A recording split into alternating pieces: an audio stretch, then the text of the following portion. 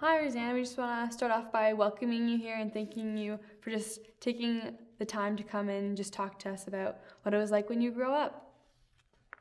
Oh my gosh. So our first question, what was it like growing up on the island? It was peaceful. It was quiet.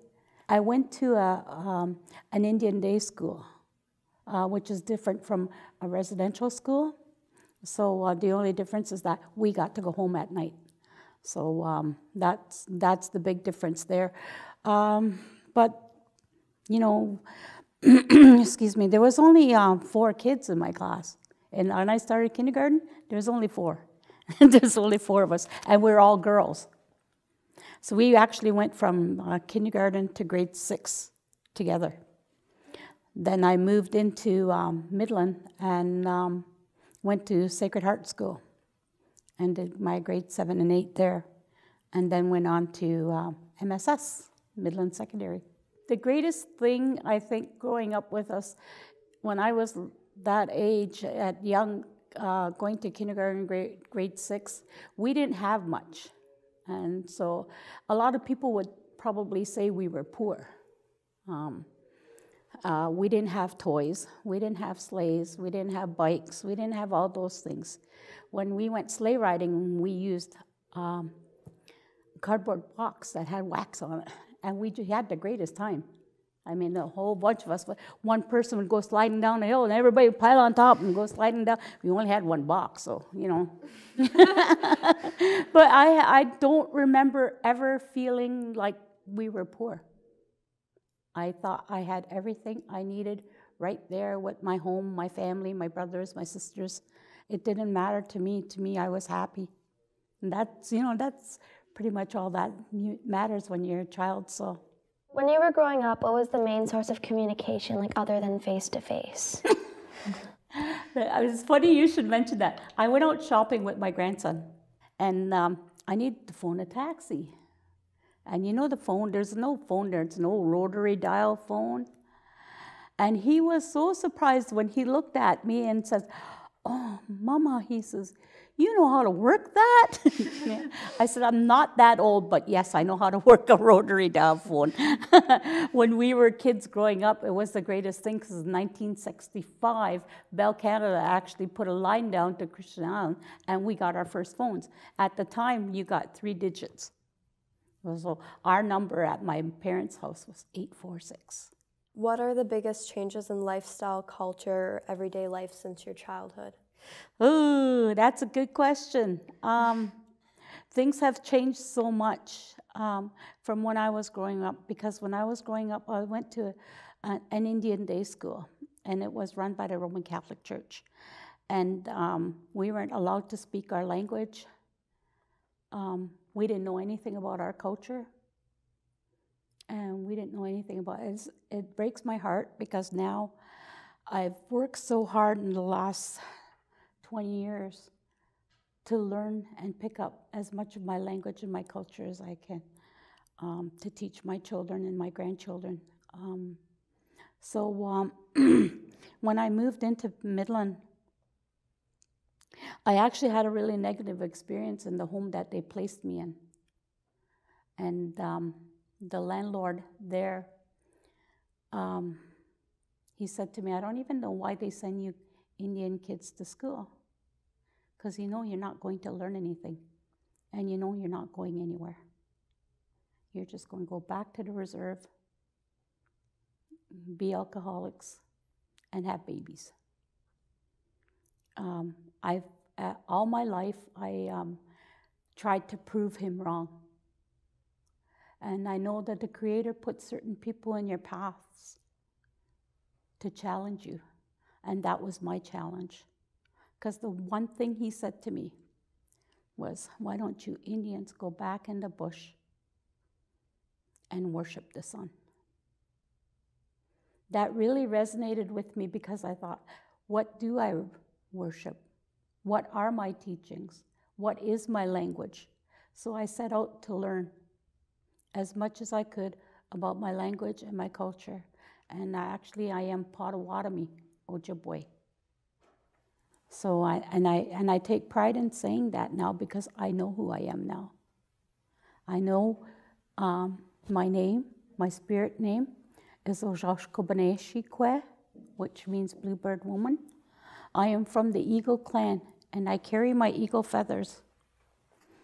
And this eagle feather was given to me when my brother passed away. My brother passed away from complications with cancer. This was given to me because I was a grandmother, one of the grandmothers that sat out at Site 41.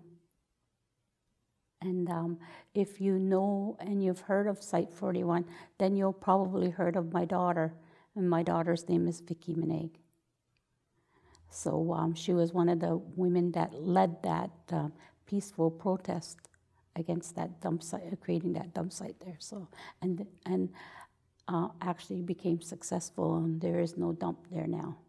So yeah, so a lot of things have changed, and from being strapped at 5 years old with a leather strap for speaking my language.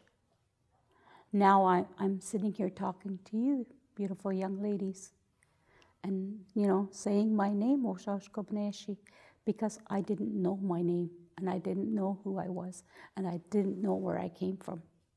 That was all taken away from me, and I wasn't allowed to learn it till just recently. With this truth and reconciliation, we are gaining a lot of things back, and there's a freedom of choice, and we're given gifts from the Creator, and one of them is that freedom to make our own choices. That's hard to follow up. Growing up and seeing the changes in the future generations, would there be any future changes that you would like to see? I would like to see our children, our youth growing up fluent in Ojibwe. And one of the greatest gifts we get from the Creator is our language. And our connection to the land comes from our language. If we don't have our language, we don't have that connection to the land and our ancestors. And that is forever severed if you don't have your language. And that would break my heart if that ever happened and we completely lose our language. If you could tell your 16, 17, 18-year-old self anything, what would you tell yourself? I should have listened to my parents. I think that's the greatest, because your parents have the wisdom of years, and they know, and they've been teenagers, and they've gone through all the same. You may not think they went through the same things as you do, but things really don't change that much, especially when it comes to going to school and going to high school and you know, your circle of friends. People really do not change that much. So your parents really, really know a lot. And if you really are, you know, stuck about making a decision, you know, and I think it's good to talk to your parents about it. My parents were a lot older, and I was the youngest in my family, so I really didn't get that opportunity. My dad died when I was a teenager, so I lost my father when I was 14, so I didn't really get that opportunity to learn as much from him as I wanted. My dad was a World War II veteran, and you know, the war stories he could have told me, but you know, those things are lost now. But yeah, I think everybody has a story to tell, and it's amazing what your parents know and what your grandparents know. When you were in your teenage years, what were you looking forward the most in the future? Getting out of high school. Getting out of high school, going to college, which I didn't do. I got out of high school and I got married when I was 22. I have 6 children. And I didn't go back to college till my youngest started kindergarten full time. And I went to Anishinaabeg Educational Institute, got my ECE. I actually went for my ECE twice. So I got the first one, and then I went for a refresher. So I was teaching at the school on the island for a while. I really enjoyed teaching. I went from there to teaching culture and language to children. I taught at the Georgian Bay Friendship Center. I worked with the Georgian Bay Native Women's Association. And then from there, I moved back to the island, and I worked with Missing Heritage. And then from there, I went on to the Bosley Daycare where I taught the little ones. Because I figured if there was anybody that needed to learn the language and could learn it so fast, it would be those little ones. And my greatest joy ever was playing in the sandbox with them. And they were actually starting to converse with each other in the language, in Ojibwe. I was so proud that day, just to hear them.